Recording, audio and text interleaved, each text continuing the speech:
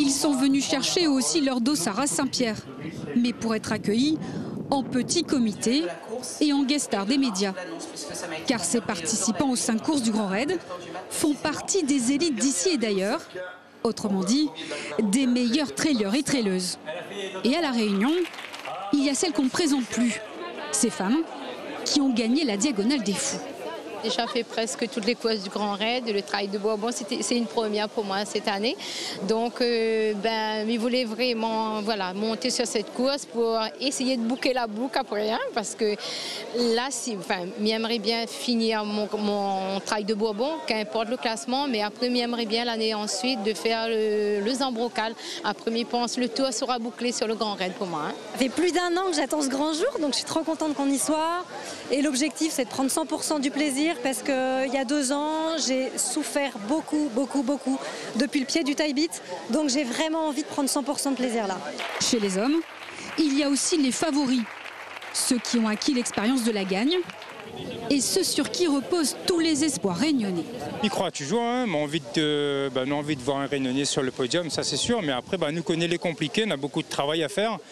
Et après, nous là, on a envie de nous apprendre aussi les mêmes niveaux et les mêmes moyens pour pouvoir franchir sa ligne d'arrivée là devant. Quoi. Mais ouais, moi, m'y crois toujours, m'y crois que m'espère un moment ou un autre, notre Réunionnais va mettre la Réunion en l'air. Donc j'arrive plus frais et j'espère plus prêt pour la course. Vos objectifs pour cette course, on imagine un podium?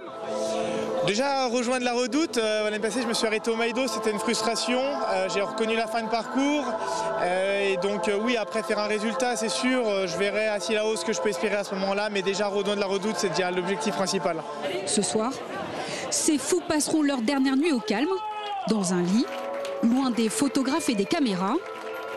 Tous sont attendus à la Redoute et pour certains, sur les podiums de cette édition 2025.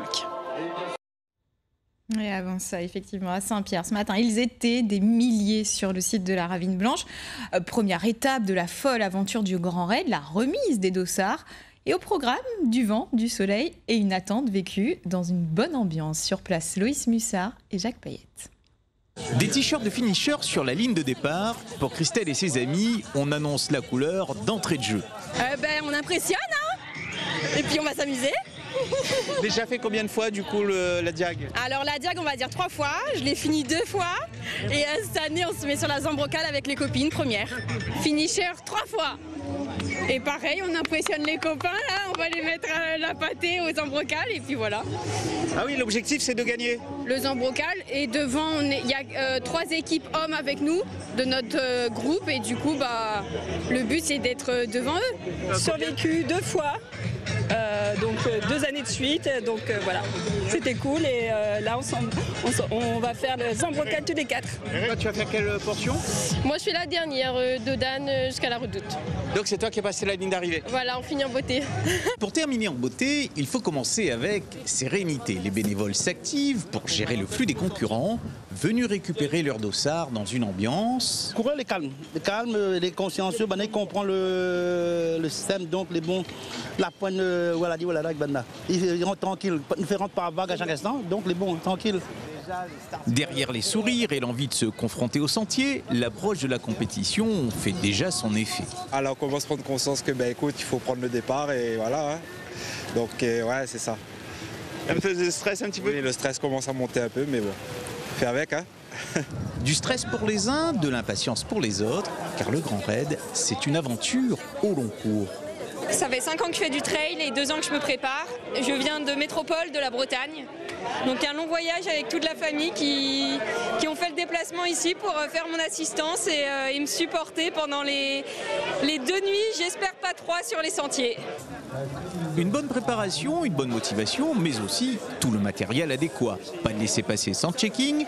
Amélie et tous les bénévoles sont attentifs aux petits oublis. Et surtout le strap, c'est des bandages où le strap devient une petite bande souple. Donc non. Pour les moins aguerris, petite révision des consignes à respecter, des sentiers à vérifier, au moins sur le papier, histoire de se rassurer avant de prendre le départ, quelle que soit la course.